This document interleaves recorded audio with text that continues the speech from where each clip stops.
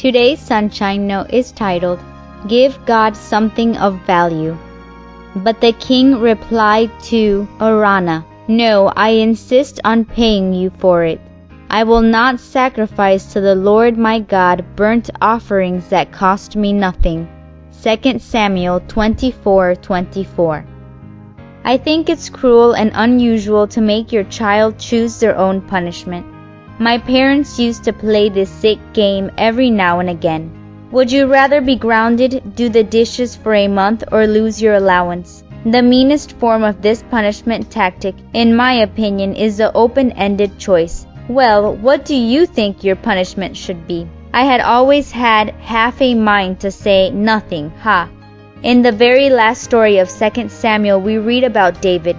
He has sinned again, and this time God gave him the chance to choose his own punishment.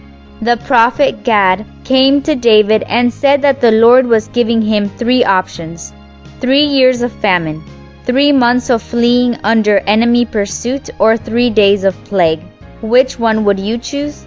David didn't know what to pick. Each one was horrible in its own way, and each one would bring about deaths of the people he was sworn to protect. So instead of choosing himself, he tells the prophet, Let us fall into the hands of the Lord, for his mercy is great. And then we are told the Lord sent a plague on Israel. Many people were dying from the plague, so David asked to be punished for them.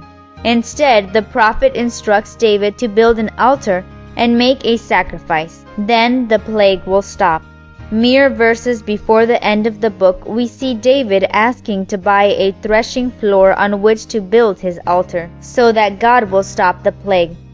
The man who owns it wants to give it to the king, but David refuses. He says he absolutely will not give God a sacrifice that cost him nothing at all. Intrinsic to a sacrifice is the fact that it costs something. It is expensive in some way. Someone has to pay for it. Jesus had to pay for our sins. It cost him dearly. It cost him his life. But today we don't want to make big sacrifices of ourselves or of our time. We don't want sacrifice to be costly, but that's just what it is. So don't try to skimp on God. Don't try to offer him things that cost you nothing. That is not a real offering. Instead, give him what is valuable: your time, your devotion, your future. May God bless you today.